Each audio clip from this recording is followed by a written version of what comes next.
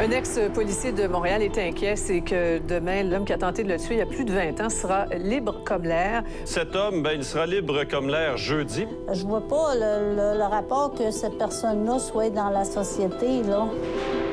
Les recherches réalisées pour le ministère de la Justice du Canada montrent que la population ne fait pas confiance au système de justice et à sa capacité à réhabiliter les criminels. Au fil du temps, les rapports montrent que le détenu aurait peu changé. L'homme de 46 ans, délinquant à contrôler, est encore très dangereux et a des problèmes de santé mentale. Il va pouvoir bénéficier de sorties sans escorte. Les gens sont très critiques face aux libérations conditionnelles. Et pour cause.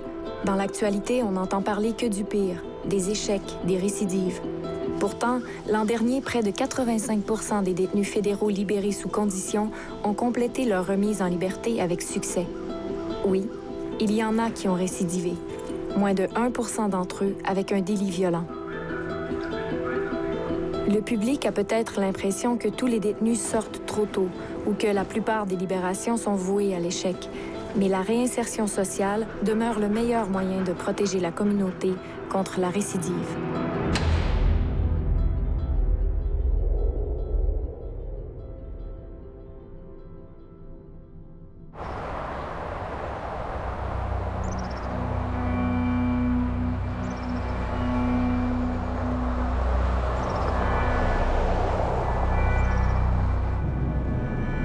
En 1975, Michel a été incarcéré pour une série de vols à main armée. Il a aussi commis d'autres délits entre les murs qui ont fait augmenter sa peine. Prise d'otages, séquestration de gardiens, évasion. Au total, Michel aura passé près de 40 ans derrière les barreaux. Aujourd'hui, il reste 3 ans à la sentence de Michel et c'est dans la communauté qu'il devra les purger. Certains détenus passent directement de la détention fédérale à la liberté. Le choc est souvent brutal. Michel, lui, est en route avec sa nièce vers la maison de transition où il passera les prochains mois. Un temps d'arrêt essentiel pour faire le pont entre la prison et le monde extérieur.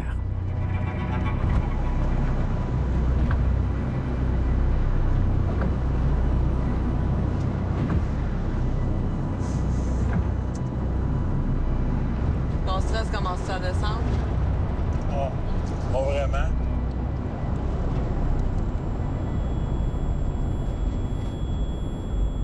T'arrives, paf! Oui, t'es libre. Oui, tu devrais être content, mais en même temps, c'est trop d'un coup. Et le disque dur, là, à un moment donné, il a une capacité, là, de contenir le temps. Mais là, il était vraiment en plein, puis ça sortait par les oreilles. Là, tu sais.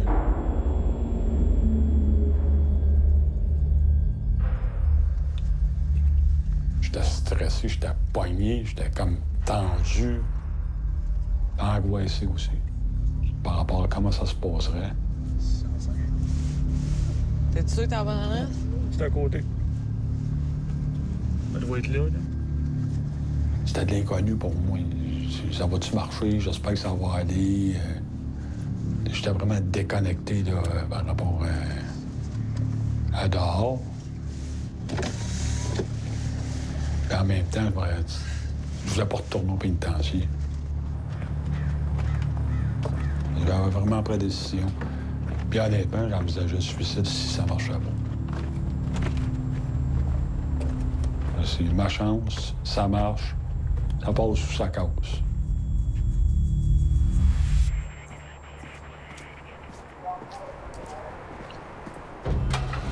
Pour assurer la sécurité du public, le service correctionnel a pour mandat de garder les délinquants sous surveillance, mais aussi de faire en sorte que leur retour en communauté se fasse de façon sécuritaire.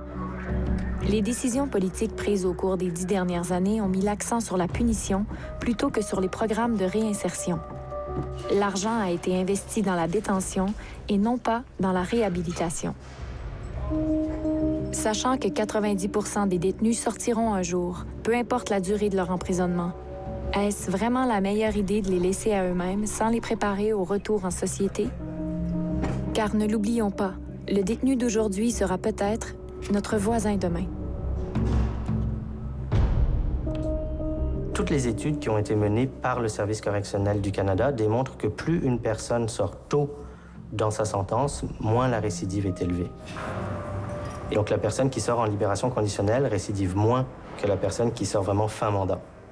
Parce qu'il est possible, pour certains détenus, de les garder jusqu'à la toute fin de leur sentence en détention. Ces personnes-là vont sortir dans la communauté sans suivi. C'est très inquiétant. D'ailleurs, le dernier rapport du vérificateur général a montré qu'il y avait de plus en plus de ce que j'appelle des sorties sèches, comme ça, donc des sorties sans suivi. On maintient les personnes en incarcération jusqu'à la toute fin de leur sentence et le jour de leur sortie, on leur donne un ticket de bus, 100 $ dans leur poche, bonne chance monsieur. Il y en avait 220 l'année dernière qui sont sortis comme ça. Et c'est un chiffre qui est en augmentation. Moi, en tant que citoyen, ça, c'est le genre de remise en liberté qui m'inquiète. Je préfère que cette personne-là sorte avant la fin de sa sentence, 3 ans, 4 ans avant, qu'elle soit suivie, qu'elle soit encadrée dans une maison de transition avec des agents de libération conditionnelle, des organismes communautaires qui vont se mettre autour, l'aider éventuellement à trouver un logement, un emploi. Et c'est comme ça qu'on va pouvoir protéger nos communautés à long terme. Bon appétit! Merci, Joanne. Ça fait plaisir.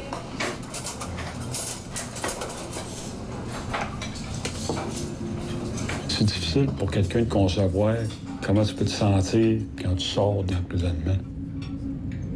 C'est comme si je prendrais un citoyen de voir aujourd'hui, puis je dis, paf, il se ramasse au pénitencier demain matin. Et il va avoir le choc de sa vie.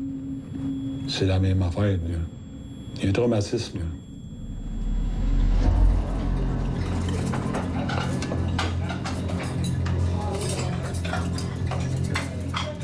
J'étais dans un milieu ouvert. Ça représentait comme une carence au niveau de la sécurité personnelle. Fait que j'étais un peu plus dans mon monde. J'étais plus retiré, plus renfermé. Une difficulté aussi à échanger avec les autres. J'étais extrêmement méfiant.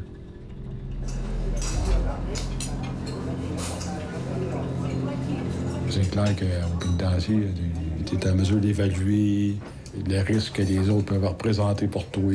Tu es en mesure de voir les dangers potentiels. J'avais une bonne connaissance de mon milieu, puis ça procurait un sentiment de sécurité, un sentiment de contrôle. Ben ça, je l'ai perdu quand je suis sorti.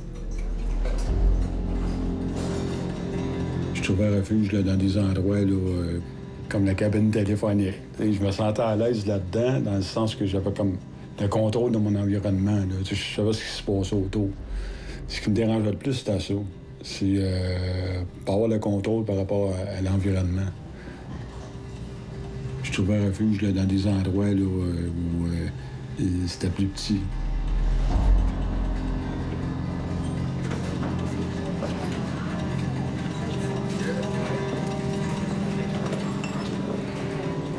J'étais vraiment, mais vraiment stressé, puis tendu. J'étais angoissé au bout.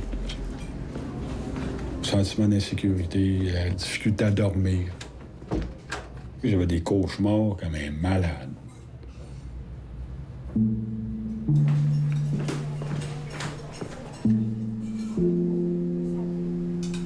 On est là pour s'assurer que la transition entre le carcéral et la rue, directement le trottoir, bien, qu'il se fasse avec une préparation. Il sait ce qui s'en va, il sait ce qu'il y a à faire, puis cette fois-ci, il a compris. Chez nous, sont encadrés, version thérapeutique, où est-ce qu'on va vérifier avec eux les risques de rechute. On va regarder le processus de rechute, de récidive et tout ça avec eux. On va leur enseigner, on va leur donner des moyens pour faire face à la frustration, la violence, l'injustice et tout ça. OK? Bon, par des ateliers, par des rencontres individuelles. Des fois, là, ils ont 2 rencontres par semaine par un intervenant d'ici. Après ça, ils ont une rencontre avec leur agent de libération. Après ça, ils ont une rencontre avec le psychologue. Recherche d'emploi. Anne, comment ça s'appelle, Kata? OK. Dans le logement. Tu sais, le programme ici, il est pas facile, là. Faut faire des habiletés. Ils le savent pas vivre dehors, ils le savent pas se réinsérer, ils le savent pas comment s'intégrer dans la société. Tu sais, ça fait 30 ans, ça fait 25 ans, ça fait même juste 5 ans d'incarcération. Il y a des non-retours au niveau d'habitude, au niveau de... Tu sais, il y en a qui entendent encore la cloche, les huit au pen, là, ou les portes qui claquent, là, ils les entendent encore. Dans leur tête. Fait que c'est ça, toute la désinstitutionnalisation.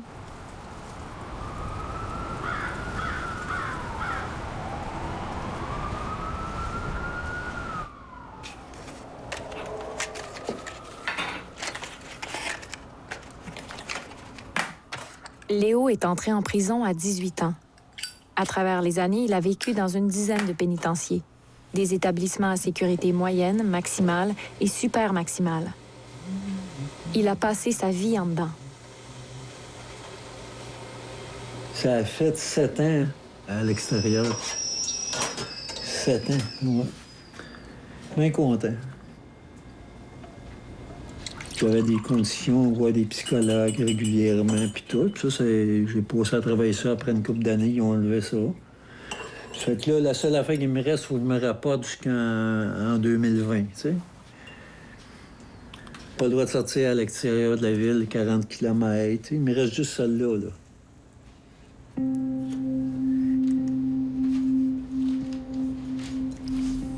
Dans les années 70, je me suis mis à voler des banques, puis c'était des banques quasiment tous les semaines, puis de fil en aiguille, j'ai rentré en dedans, je me suis évadé, j'ai rentré, puis en tout, j'ai passé 32 ans plein, là, tu sais, des périodes, c'était 12 ans, 13 ans sans sortir, pas en tout. Des fois 7 ans, là, tu sais, mais en tout cas. En tout, j'ai fait 32 ans et des poussières, là.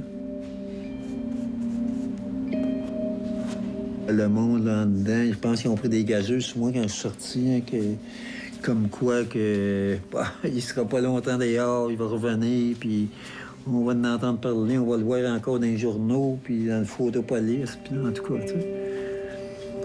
Puis là, ben là, ils doivent avoir payé leurs dettes, là, ceux qui ont gagé contre moi, tu sais.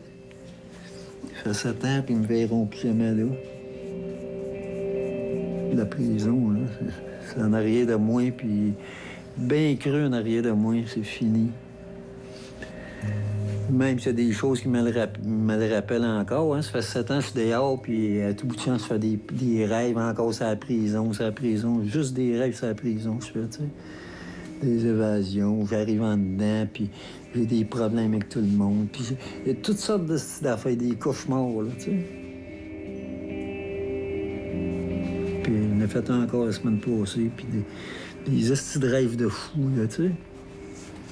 J'ai l'impression que ça va être de même jusqu'à la fin de mes jours, hein. Après avoir passé 32 ans là, tu restes marqué, veux pas, tu restes traumatisé, hein.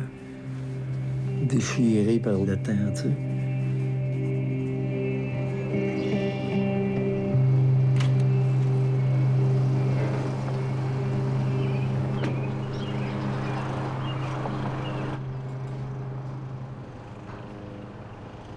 T'es beaucoup dans le silence.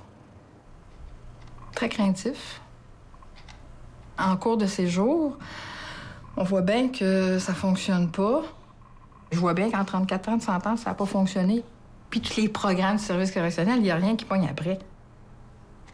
Donc, je lui ai posé la question, est-ce que par hasard, dans ta vie, tu aurais été abusé sexuellement dans l'enfance? Et là, j'ai eu 2 yeux ronds qui se sont allumés.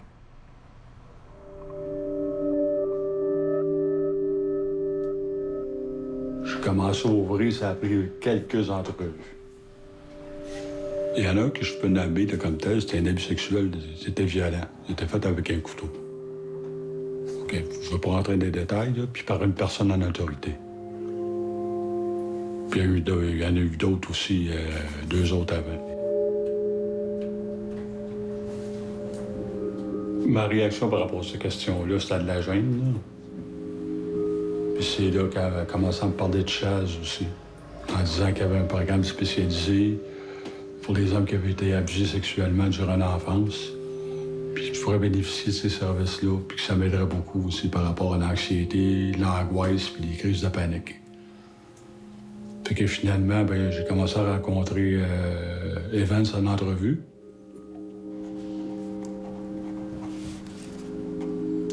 Les chiffres nous dévoilent qu'un homme sur 2 incarcérés aurait été abusé sexuellement durant l'enfance. Le parallèle est assez évident parce que la délinquance devient une option très intéressante pour gérer la colère associée à l'abus sexuel. C'est très efficace. Puis en plus, les fruits du crime vont pouvoir répondre à d'autres besoins parallèlement. Alors, ça peut arriver régulièrement qu'on peut associer la délinquance généralisée, si vous voulez, aux abus sexuels durant l'enfance chez l'homme. L'abus sexuel, habituellement, bon, ça a lieu très tôt dans l'enfance ou l'adolescence. Donc, tous les stades de développement psychosocial s'en trouvent affectés. Il y a des brisures. Ça a un impact sur l'ensemble des autres sphères de vie. Donc, en travaillant la blessure originelle, on se rend compte qu'on travaille à la fois la désintox, la réinsertion sociale, le sentiment d'isolement. Il a embarqué, il a fait confiance, puis à partir de ce moment-là, je pense que là, on traitait la bonne chose. On traitait les vrais peurs.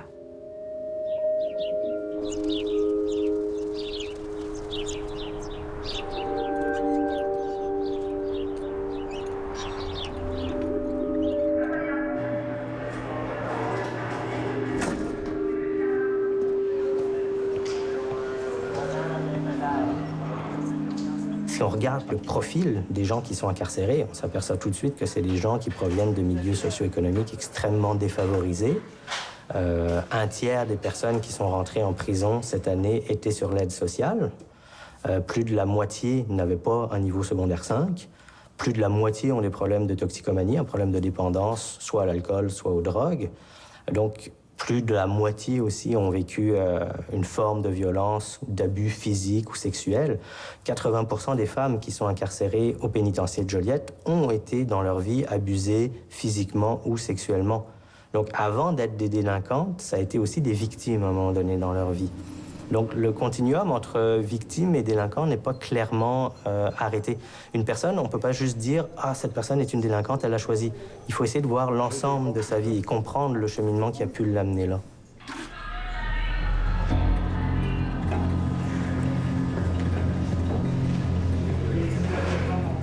À part pour certains psychopathes qui doivent représenter, à mon avis, 0,5% des délinquants ou peut-être 1% des délinquants, donc à part des gens vraiment dérangés, la plupart de la délinquance est liée à des conditions socio-économiques défavorisées.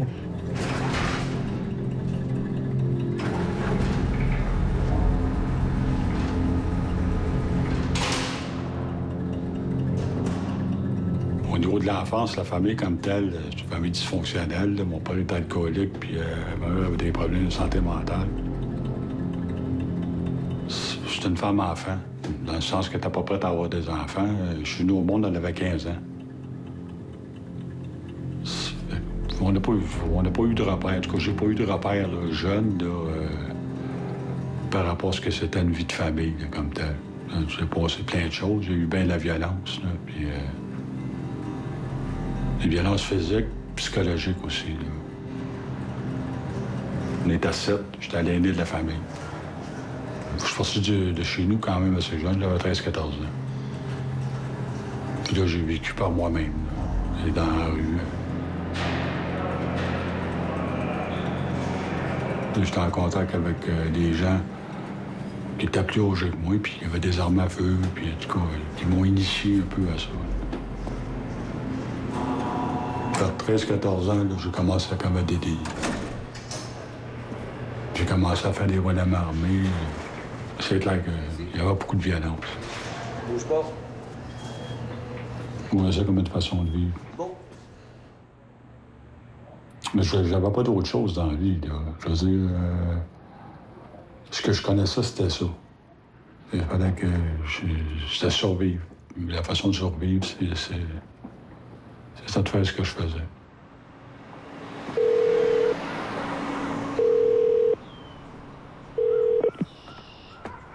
T'es en train de battre des records, là. Ça fait plus que 2 mois que je suis dehors légalement.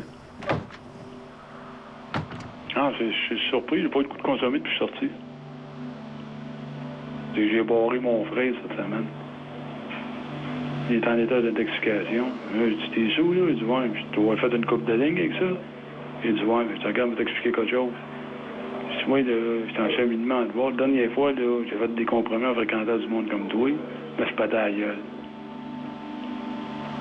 Fait que je dis, pour le moment, je préférerais que t'appelles pas ici. Bonne journée. Fait que c'est à sec, là, mais c'est ça. Les petits compromis de même qui t'amènent à un moment donné à faire des niaiseries.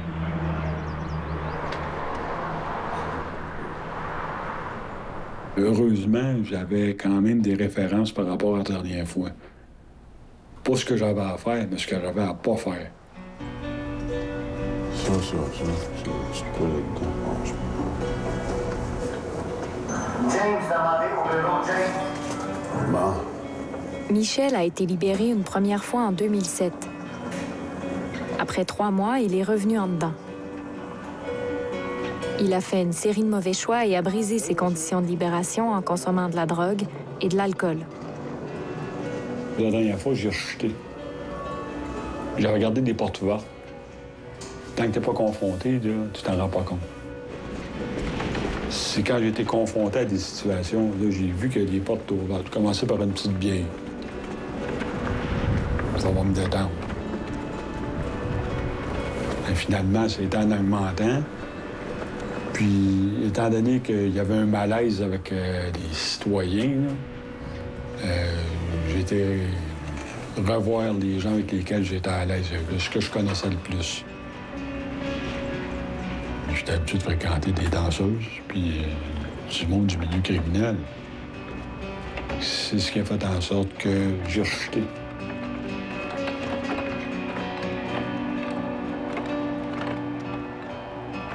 Le malaise, je n'acceptais pas de le vivre non plus, puis j'avais pas pris de décision à ce moment-là comme tel.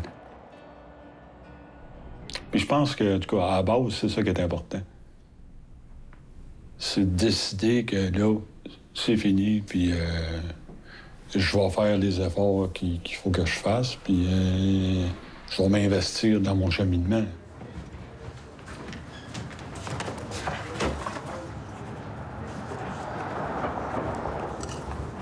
Ils sont terrorisés à l'idée d'être dehors.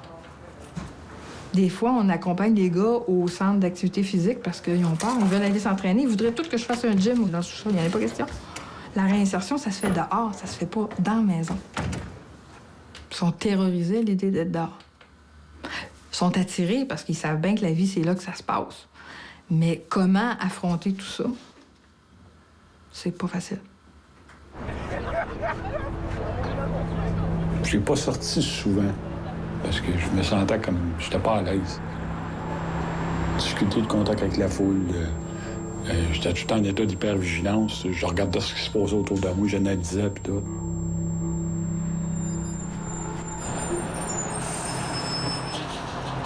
Quand tu sors du pénitencier après une longue peine d'emprisonnement, la violence physique, psychologique puis l'intimidation, c'est tellement présent que quand tu arrives à l'extérieur, il n'y en a plus. Il manque quelque chose.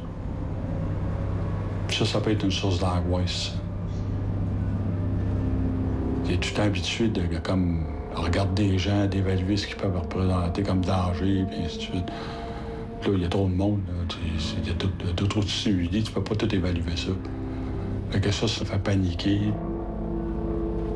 Puis là, t'as le goût de tout envoyer promener, puis de retourner dans le milieu qui est protecteur d'une certaine façon, là, même si tu ne vas pas être incarcéré.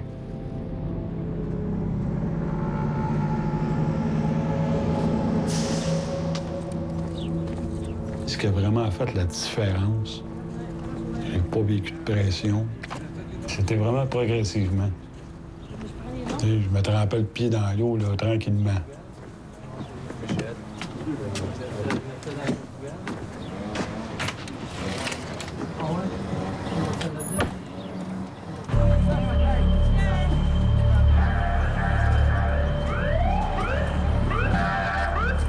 Il y a de moins en moins de crimes commis au pays. Encore cette année, Statistique Canada révèle une baisse du taux de criminalité, une baisse de 3% l'an dernier, presque partout au pays et pour presque tous les genres de crimes. Le taux de criminalité, depuis 40 ans, est en baisse constante. Et le taux d'incarcération lui augmente. Et ça, c'est quelque chose de très étrange. Alors, ça peut être par le fait de créer des nouvelles infractions, de créer des nouveaux délits, d'augmenter la durée des sentences, le fait aussi que les personnes obtiennent moins facilement une libération conditionnelle qu'auparavant, ce qui fait que les gens donc restent plus longtemps en détention, qui pourrait expliquer ça. C'est quand même paradoxal de se dire qu'on vit dans une société finalement plus sûre qu'il y a 40 ans. Il y a moins de crimes commis aujourd'hui qu'il y a 40 ans, et pourtant, il y a beaucoup plus de personnes incarcérées.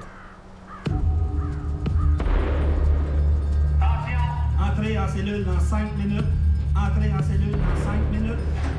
L'incarcération coûte nécessairement très cher. Juste les bâtiments physiques, l'entretien des bâtiments physiques, la construction de nouveaux établissements de détention coûte extrêmement cher.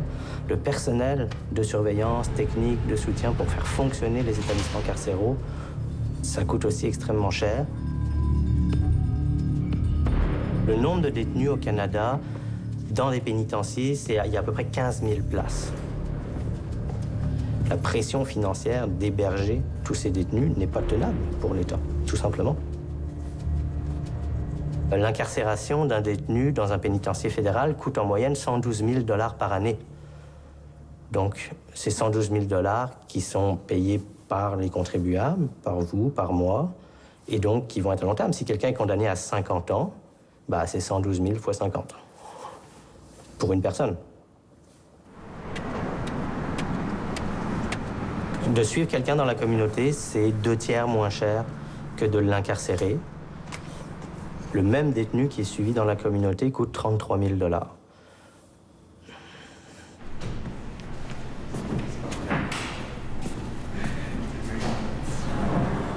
Au niveau de l'emploi, j'ai pas eu de pression par rapport à ça non plus. Les intervenants, ils m'ont dit, quand tu te sentiras prête, vas-y. Et finalement, c'est ce que j'ai fait, là. Là, j'occupe un emploi, là, je travaille régulièrement.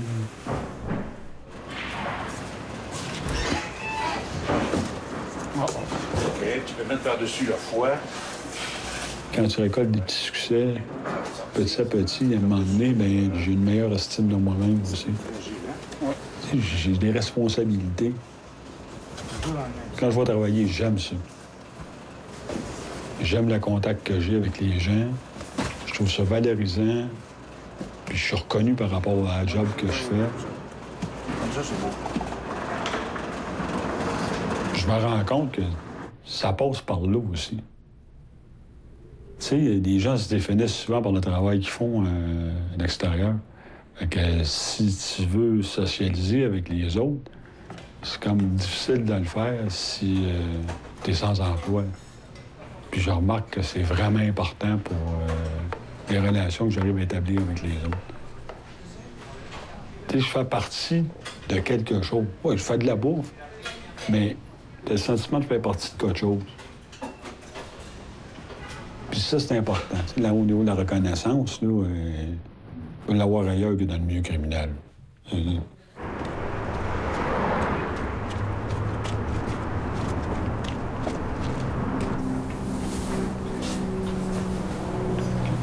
Tu vas t'essayer là tout à l'heure, mon dos, hein?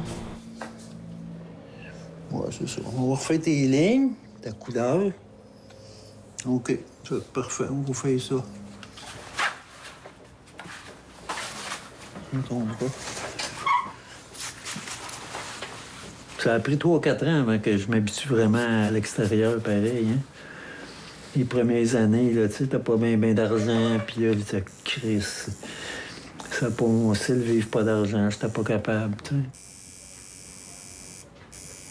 Moi, à l'époque, je volais, c'est parce que je voulais de l'argent, je voulais être riche, puis je voulais être millionnaire là, rapidement, tu sais. Puis là, ça n'a pas de sens, comment on m'a fait pour vivre, tu sais. Puis j'ai recommencé tranquillement à refaire de la peinture. Puis à force de peindre, puis tout, j'ai repogné le goût vraiment à peinture, puis à rester dehors. Là. Je me surprenais, le matin, je me levais, puis j'avais hâte de peindre, et puis j'allais me promener dans le parc, et puis, tu sais.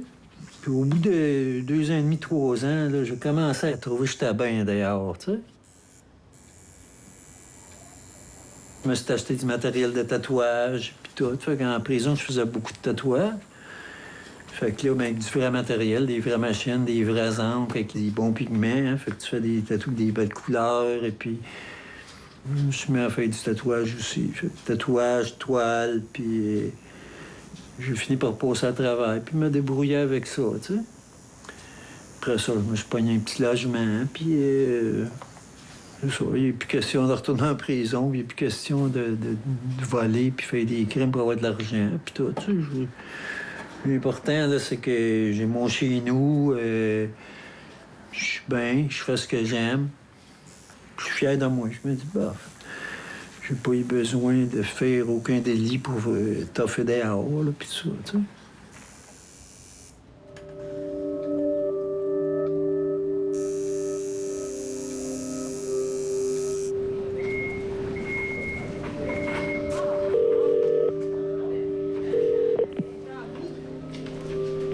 fait opérer pour un poumon. On a découvert un cancer au poumon.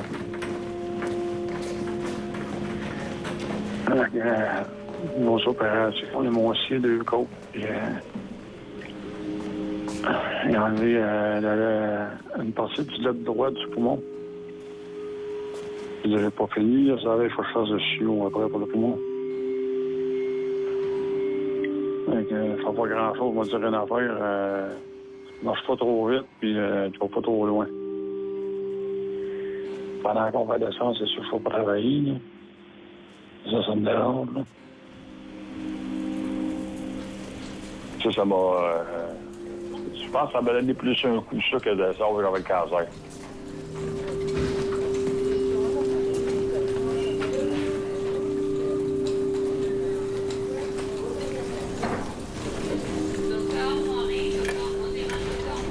Je ne demande pas beaucoup d'aide. C'est un petit peu ce qu'on me reproche. Là.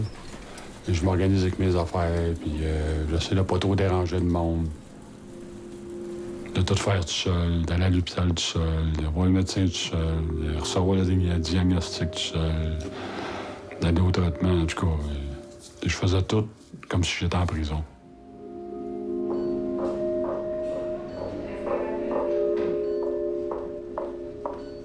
Au moment où Michel allait débuter ses traitements de chimiothérapie, on l'informe que la Commission des libérations conditionnelles a statué. Son assignation à résidence est levée. Il a désormais le droit de vivre seul en appartement. En fait, il est obligé de quitter la maison de transition. Une telle mesure est accordée uniquement lorsqu'un détenu n'a eu aucun manquement aux règles de la maison de transition et que son comportement a été exemplaire.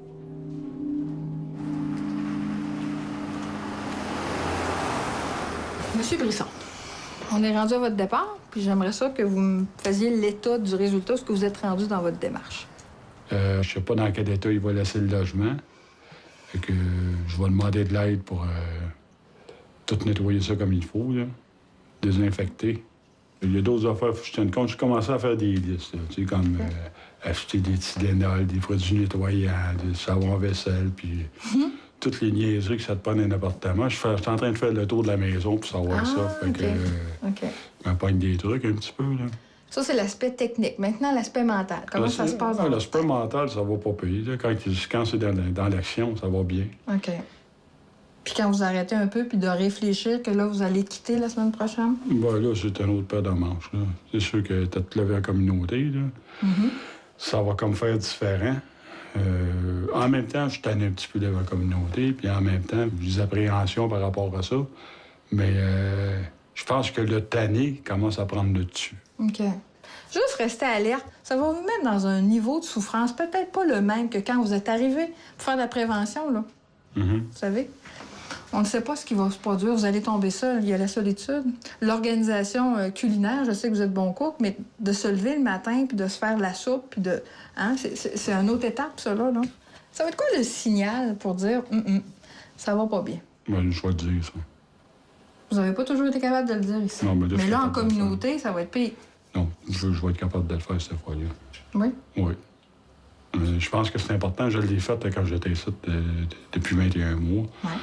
Puis ça a payé. C'est la première fois que je reste aussi longtemps en liberté. Je veux dire, ma priorité, c'est clair que c'est de m'intégrer. Là. C'est-à-dire que c'est comme une autre course qui recommence. Oui. Autre course à obstacles qui recommence.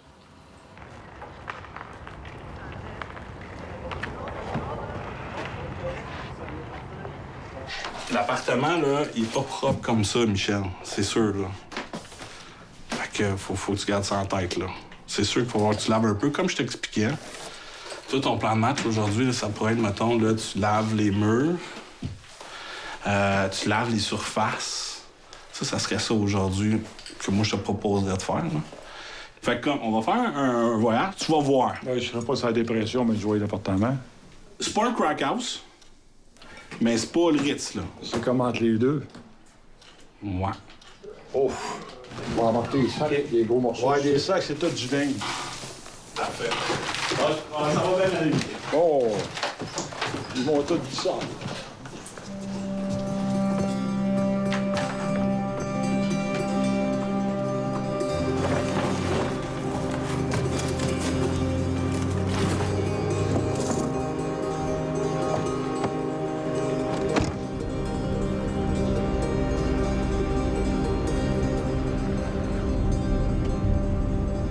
crainte. C'est sûr que j'ai des peurs, là. Écoute, je vais me ramasser seul en appartement, puis je suis habitué de vivre en communauté.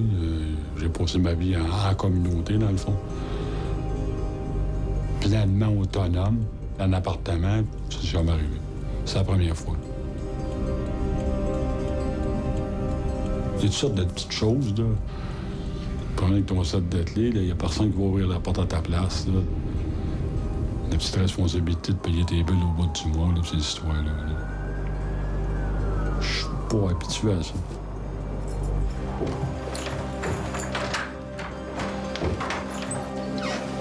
Qu'est-ce que ça prend, ça? Les ciboires. Dire comme toi, Un petit ménage. Le crâne, il est là, on l'a mis là, mais tu le mets comme tu veux, là. Tu comprends-tu? Toi, je savais pas si tu en avais un. Là, il y en a un. Tu sais, c'est pour partir, là. Ouais. Fait que, au pire, tu le mets de côté, t'en as un autre. Là, ce que je vais faire, c'est qu'il y a des affaires que je vais changer, là. Ouais, ça, y a pas de problème. On va avoir la cuisine à laver. C'est comme au départ, là, tu sais. On commence. OK. C'est dégueulasse.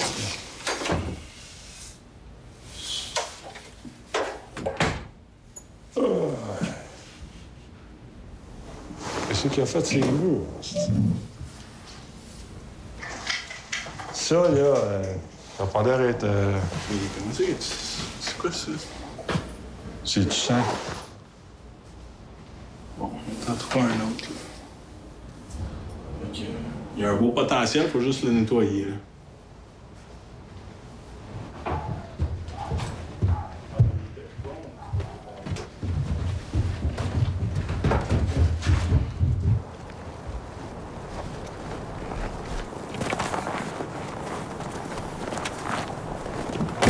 Salut. Garde le sourire. Fais-vous votre sourire, mon Michel. Puis, fais confiance, fais-toi confiance. T'as tout ce qu'il faut pour que ça marche pour toi. T'as une belle place éclairée. T'as tout ce qu'il faut. Oui. Non, tu vas bien aller. Puis tu connais le numéro? Tu connais l'adresse? Oui, tu vas bien aller. Sacrément.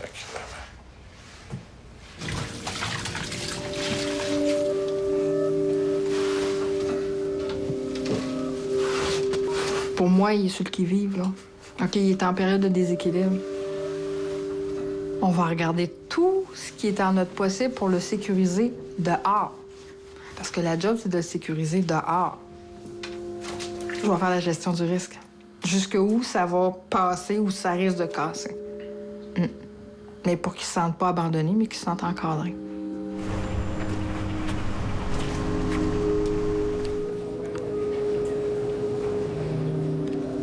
Il veut inquiéter personne, il veut pas déranger sa famille, tu sais, il veut pas être une nuisance. Donc, moi, j'ai une crainte là-dessus, sa capacité de demander de l'aide. Et ça, c'est de l'institutionnalisation. C'est très, très fort à ce niveau-là. Ma crainte, c'est qu'il s'isole.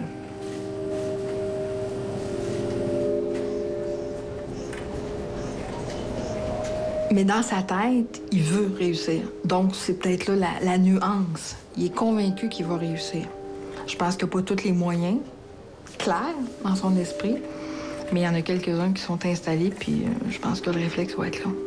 Fait que dans ce sens-là, c'est moins inquiétant. Voulez-vous un billet de célébration? Merci. Avez-vous des coupons? Non. 159 et 7, s'il vous plaît.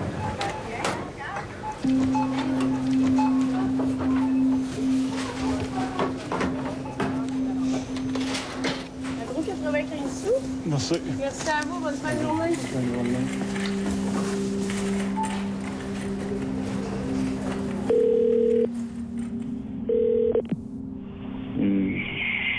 J'ai trouvé ça rough un peu. J'étais pas mal perdu. Parce que là, t'es plus avec toi-même, avec tes idées. La prochaine semaine, là, c'est de finir ça, de la chimio, là. Ici, fin janvier, je vais avoir fini.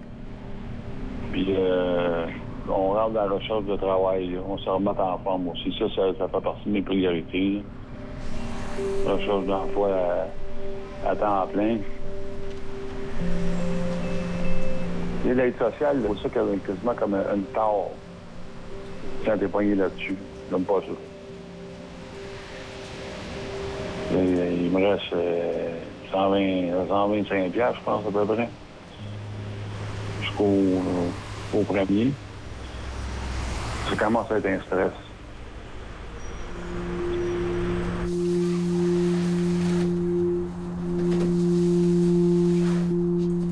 J'ai un panier de Noël le matin. Donc, j'aurais jamais pensé d'avoir besoin de ça, là. Mais, ça m'a dit rien à faire. J'avais quasiment la maudit. Puis, sérieusement, là, je vais rentrer avec 4 boîtes. J'en vends la faute sur le stock que j'ai eu.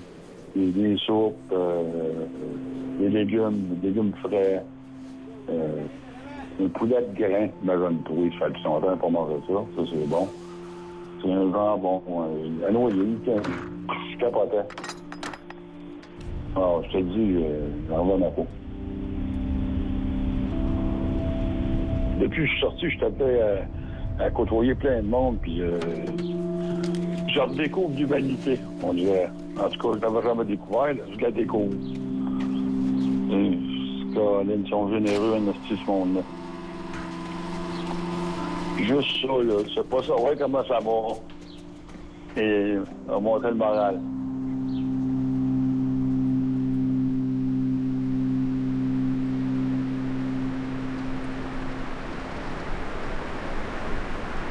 Il est arrivé un événement, là, ça c'est sûr. Là.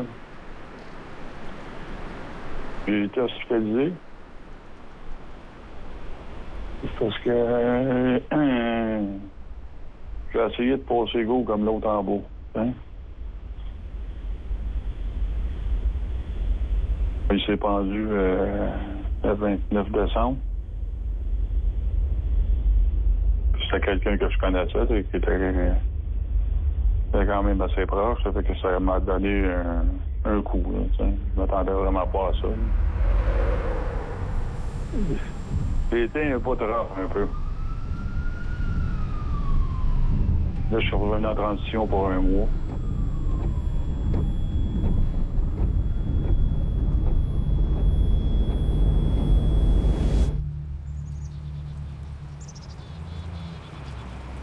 Le voisin d'en dessous, ça m'a bouleversé.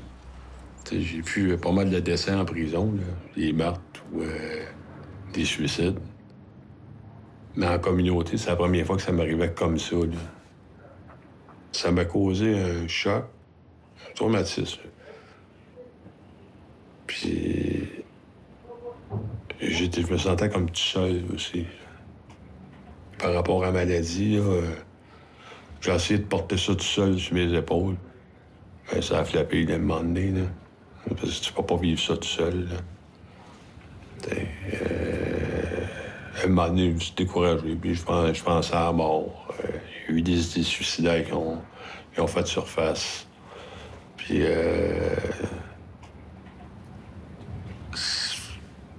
puis je passais à l'acte à un moment donné. Dans le sens que j'ai avalé, je pense, 200 d'idodine, là, des médicaments assez forts, puis je n'avais assez pour provoquer la mort. Puis en même temps, ce qui s'est produit pendant ce moment-là, c'est que j'ai vu comme des flashs au niveau de la famille. J'ai appelé moi un des ambulanciers. Je suis arrivé à l'hôpital, j'étais 4 jours à l'hôpital. Là.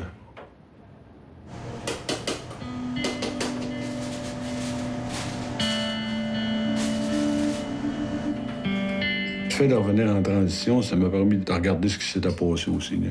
Comment c'est arrivé, de prendre du recul un peu par rapport à tous ces événements-là. Ouais. Là, ça m'a donné une chance de me dégager un peu du reste, là, de m'occuper un peu plus de moi. Ce que j'en sors, c'est qu'à un moment donné, tu peux pas porter ça tout seul. Il faut que je fasse confiance à du monde, il faut que je fasse appel soit à des organismes spécialisés ou que je me confie à quelqu'un par rapport à ce que je vis vraiment. Là. Quand c'est le temps de demander à l'aide, je suis pas le premier qui va lever la main, ça. Puis il faut que j'apprenne à le faire.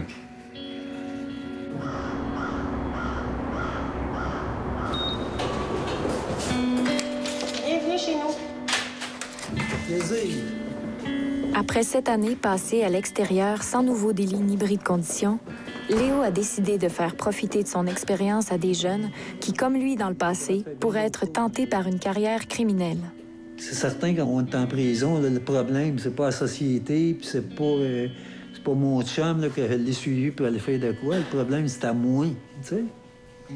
On a toute la solution en dedans de nous autres, puis il faut être pas orgueilleux comme j'étais. Faut que tu sois capable de demander de l'aide, puis tu sais, bon, ben, allez, j'ai de la misère avec ça, puis qui gérait bien, ouais, qui... Tu sais, faut que tu fasses confiance au monde qui sont là pour t'aider. Si tu parles pas, puis tu gardes rien que dans toi, puis tu joues au gars que il y a la solution, là, mais des chances ça fasse comme moi. Je l'avais la solution, mais ils m'ont gardé 32 ans dans des cages, tu sais.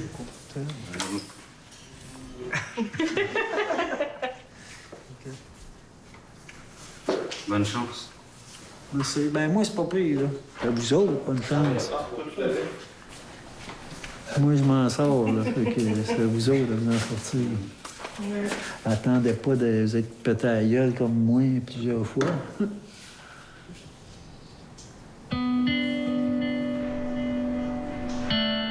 Le retour en communauté est un défi pour tous les détenus, peu importe la durée de l'emprisonnement. C'est pour cette raison qu'il est essentiel d'accorder autant d'importance au soutien qu'à la surveillance de ceux qui sortent de prison. La réinsertion sociale demeure la façon la plus efficace et la moins coûteuse de prévenir la récidive et de protéger la société. Et qu'on le veuille ou non, ce n'est pas entre les murs qu'un détenu apprendra à vivre en société. C'est dehors.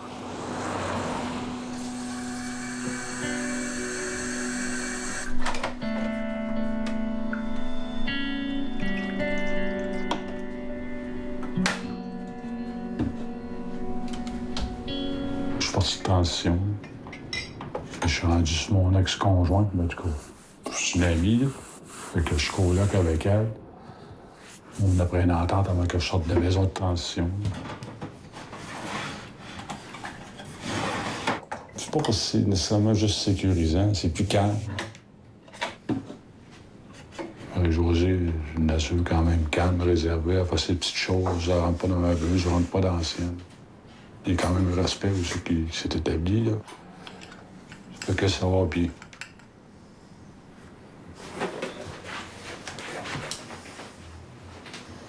Depuis que je suis sorti, j'ai jamais pensé à commettre de nouveaux délits. Par rapport à la criminalité comme telle, là, ça c'est réglé.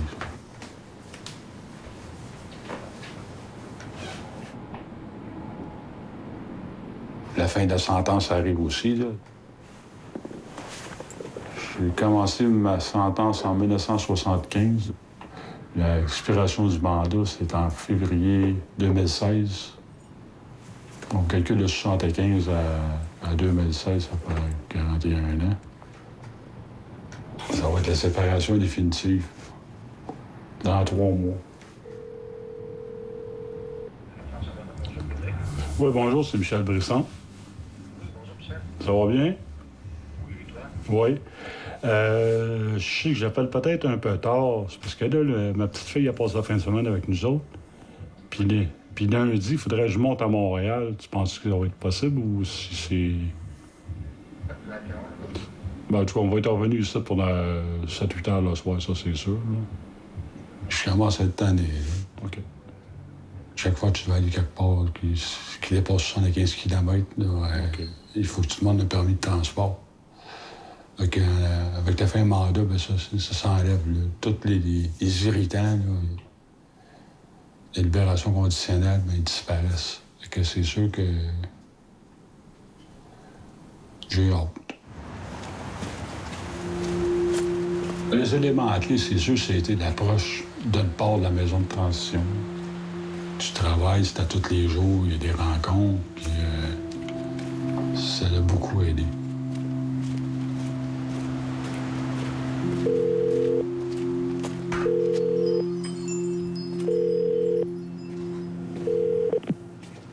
Toute la gang qui a là, le personnel, là, faut que je lui donne du crédit, là, parce que ils ont été patients, ça n'a pas d'allure.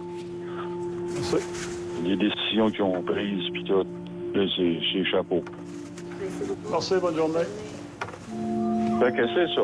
Fait que pour te dire que ces programmes-là, ça donne de quoi? Ah, c'est incroyable. Puis c'est le fun, parce que c'est pas juste... Ça m'est arrivé à moi, mais je suis sûr que ça peut arriver à d'autres aussi. S'ils mettent les bonnes affaires en place, c'est possible pour d'autres aussi.